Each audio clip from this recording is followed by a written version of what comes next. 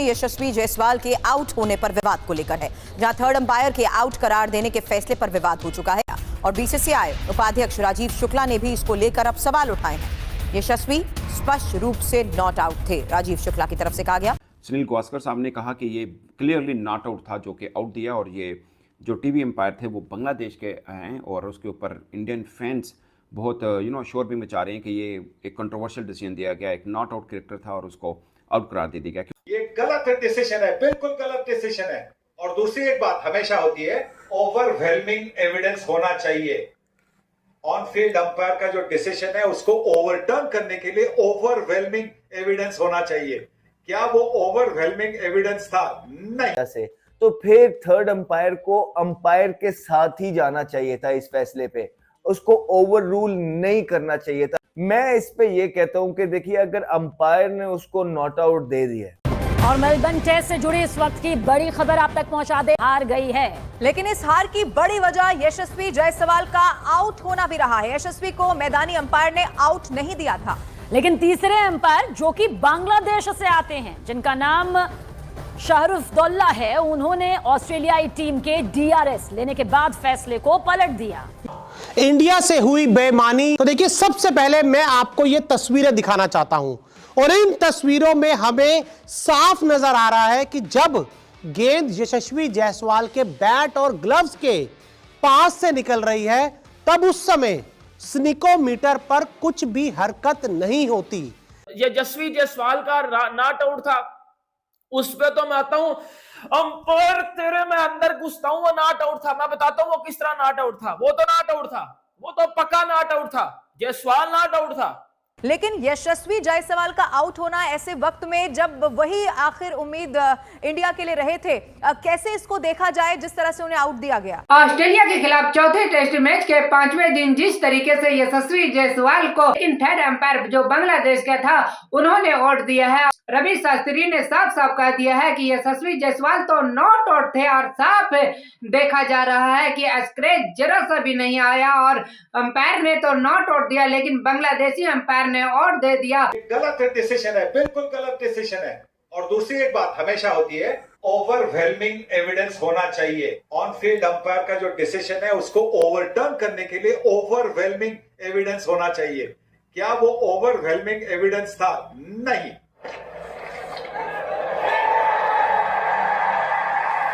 बिल्कुल। और ये लग रहा है स्निको 6 बॉलर है आज ऑस्ट्रेलिया के लिए। ये रूल जो है ओवर रूल करने के लिए डिसीजन, मतलब थर्ड अंपायर जो है वो कन्विंस होना चाहिए कि ये कंक्लूसिव एविडेंस है कि मुझे लगता है कि ये आउट हुआ है। और उसने ये कहा है अंपायर को जो बीच में, कि मुझे कंक्लूसिव एविडेंस है कि इधर लगा है बैट को, और अगर उनके हिसाब से थोड़ा जो ट्रेजेक्टरी था, उसका जो एंगल था वो चेंज हो गया।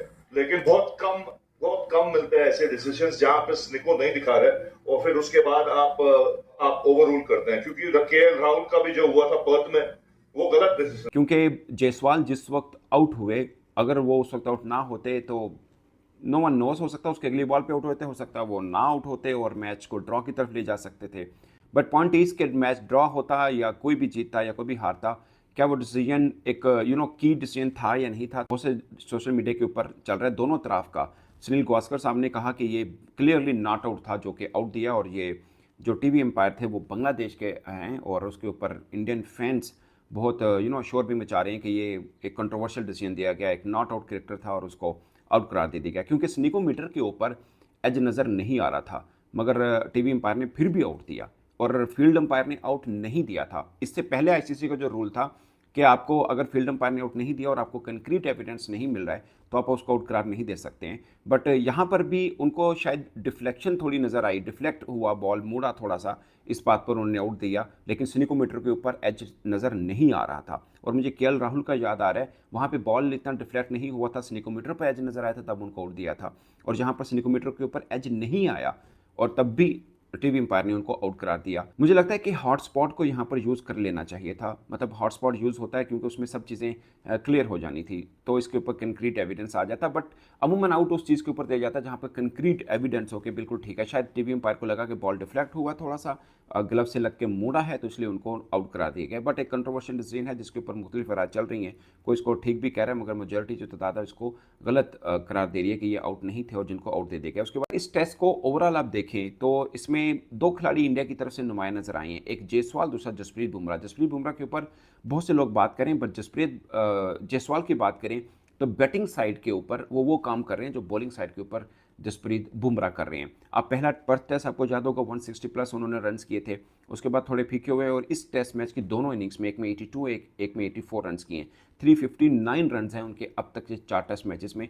अगरचे ये भी बहुत ज़्यादा रन्स नहीं है, मगर ऑस्ट्रेलिया की बैटिंग इंडिया की बैटिंग लाइनअप को देखें तो मुझे लगता है कि इनकी एक चलता किया एक जायसवाल दीवार की तरह खड़े हुए। इस पूरी सीरीज के अंदर जायसवाल ने अपना जौहर दिखाए, अपने बैटिंग के जलवे दिखाए और एक कंट्रोवर्शियल आउट का डिसीजन जो आज था वो, अब उस पे बात यह है कि दो राय मानी जा रही हैं इस टाइम पे। कुछ लोग कह रहे हैं कि स्नीको पे अगर नहीं आया ठीक है और आउट नहीं है, कुछ लोग कह रहे हैं भाई स्नीको खराब हो सकता है, मैन मेड चीज है, कोई ना कोई टेक्निकल इश्यूज आ सकते हैं, लेकिन क्लियर डिफ्लेक्शन नजर आ रहा है। मैं इस पे ये कहता हूं कि देखिए अगर अंपायर ने उसको नॉट आउट दे दिया ठीक है और अगर स्नीको कुछ नहीं दिखा रहा कोई टेक्निकल इश्यू की वजह से, तो फिर थर्ड अंपायर को अंपायर के साथ ही जाना चाहिए था इस फैसले पे, उसको ओवर रूल नहीं करना चाहिए था। Because most of the time हमने जब भी क्रिकेट इस तरह पहले भी हुआ है कि अंपायर ने नॉट आउट दिया, ये पहली दफा नहीं हुआ है, ये दुनिया में ऐसी चीजें पहले हुई हैं कि अंपायर ने नॉट आउट दिया, स्नीको पे कुछ नहीं आ रहा और जब रिप्ले देखा है तो उस पर थोड़ा बहुत जो डिफ्लेक्शन है, बॉल की जो डायरेक्शन है वो चेंज होती हुई नजर आई, लेकिन थर्ड अंपायर ने जो ऑन फील्ड अंपायर का डिसीजन था उसको बैक किया और उस चीज को नॉट आउट दिया। लेकिन इस मैच के अंदर हमें सेम सिनेरियो मिला जहां ऑन फील्ड अंपायर ने नॉट आउट दिया था, स्नीको ने कोई शो नहीं किया, कोई भी एज शो नहीं किया, लेकिन उसके बाद हल्की सी बॉल की डायरेक्शन चेंज हुई, उस डायरेक्शन चेंज पे जो है थर्ड अंपायर ने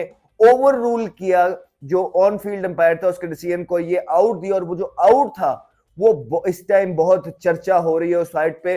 उस आउट की वजह से मैच इधर से उधर जा सकता था, अगर जायसवाल खड़े रहते तो कुछ भी हो सकता था। एक कंट्रोवर्शियल आउट था। मेरा टेक इस पे सिर्फ इतना ही है कि पास्ट में इस तरह के डिसीजन हुए हैं कि जब डिफ्लेक्ट होता हुआ बॉल नजर आया लेकिन ऑन फील्ड अंपायर ने नॉट आउट दिया, स्नीको पे कुछ शो नहीं हुआ तो वो थर्ड अंपायर ने भी नॉट आउट दिया। तो ये मेरा इस पे क्लियर टेक है, लेकिन उसके इससे मैच का जो फर्क पड़े ना पड़े, लेकिन सबको चीजें पता चल रही होंगी कि यार ये जसप्रीत जायसवाल का नॉट आउट था, उस पे तो मैं आता हूं अंपायर तेरे में अंदर घुसता हूं, वो नॉट आउट था। मैं बताता हूं वो किस तरह नॉट आउट था। वो टेस्ट से जुड़ी इस वक्त की बड़ी खबर आप तक पहुंचा दे। भारतीय टीम मेलबर्न टेस्ट 184 रन से हार गई है, लेकिन इस हार की बड़ी वजह यशस्वी जायसवाल का आउट होना भी रहा है। यशस्वी को मैदानी अंपायर ने आउट नहीं दिया था, लेकिन तीसरे अंपायर जो कि बांग्लादेश से आते हैं, जिनका नाम शाहरुफ है, उन्होंने ऑस्ट्रेलियाई टीम के डीआरएस लेने के बाद फैसले को पलट दिया। यशस्वी ने 208 गेंदों का सामना करते हुए 84 रन बनाए थे, जिसमें 8 चौके भी शामिल रहे। और रिप्ले में स्निकोमीटर पर कोई स्पाइक नहीं दिखा, लेकिन डिफ्लेक्शन के आधार पर बांग्लादेशी अंपायर ने जरूर बात की जानी चाहिए। लेकिन यशस्वी जायसवाल का आउट होना ऐसे वक्त में जब वही आखिर उम्मीद इंडिया के लिए रहे थे, कैसे इसको देखा जाए जिस तरह से उन्हें आउट दिया गया? किसी बैट्समैन को आउट नहीं दे सकते हैं। बॉल डिविएट हुआ, थर्ड अंपायर ने ये भी देखा बॉल डिविएट हुआ है बैट पे लगने के बाद, लेकिन क्योंकि स्निकोमीटर सबसे लास्ट आपके पास फैसला लेने के लिए एक इक्विपमेंट होता है और उस इक्विपमेंट पे ही भरोसा किया जाता है। अब दूसरा इंसिडेंट अगर आप देखें, जब आकाशदीप को आउट दिया गया वहां पे स्निकोमीटर का इस्तेमाल किया गया, लेकिन जब यशस्वी जायसवाल को आउट दिया गया तो वहां पे स्निकोमीटर ने कोई आवाज कैच नहीं की थी, उसके बाद भी जो थर्ड अंपायर है उन्होंने आउट दे दिया। तो ये अपने आप में बहुत अजीबोगरीब घटना थी। और देखिए यशस्वी स्पष्ट रूप से नॉट आउट थे, राजीव शुक्ला की तरफ से कहा गया। हालांकि किस आधार पर दिया गया यह फैसला और इस फैसले को लेकर अब क्यों सवाल उठाए जा रहे हैं, लेकिन उससे फील्ड अंपायर का फैसला बदलते समय थर्ड अंपायर के पास ठोस कारण होना चाहिए। हालांकि मेलबर्न टेस्ट में थर्ड अंपायर विवाद पर कैप्टन रोहित शर्मा की तरफ से क्या कहा गया, ये भी जानिए। रोहित शर्मा का ये कहना है कि उस समय क्या हुआ, टेक्नोलॉजी में कुछ भी ठीक से दिखा ही नहीं। हालांकि उस वक्त कमेंटेटर्स ने भी कहा कि आप टेक्नोलॉजी का अगर इस्तेमाल कर रहे हैं तो टेक्नोलॉजी के आधार पर देखकर ये साफ पता लग रहा है कि वो नॉट आउट। जायसवाल आखिर आउट हुए कैसे? 5वें दिन यशस्वी 84 रन पर बल्लेबाजी कर रहे थे और पैट कमिंस की गेंद पर कैच आउट की अपील की गई और कमिंस की बाउंसर पर गेंद विकेट कीपर के हाथों में गई। फील्ड अंपायर जोएल विल्सन ने नॉट आउट करार दिया और ऑस्ट्रेलिया ने फील्ड अंपायर के फैसले के खिलाफ ही रिव्यू मांगा। कहा यह जा रहा था कि रिव्यू में बल्ले और दस्तानों के पास स्निकोमीटर पर कोई भी हलचल नहीं थी और बांग्लादेशी थर्ड अंपायर सैयद शरफुद्दौला ने यशस्वी को आउट बताया। थर्ड अंपायर सैयद शरफुद्दौला ने फैसले पर ही स्टेडियम में दर्शकों का हंगामा, उसकी तस्वीरें भी सामने आई। यशस्वी जायसवाल आउट या नॉट आउट? इंडिया से हुई बेईमानी, क्या कहता है आईसीसी का पूरा नियम?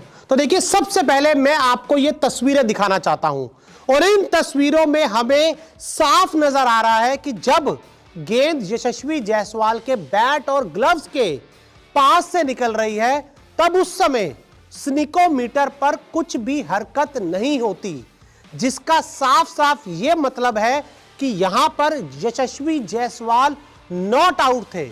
जी हां, आपने सही सुना, यशस्वी जायसवाल नॉट आउट थे।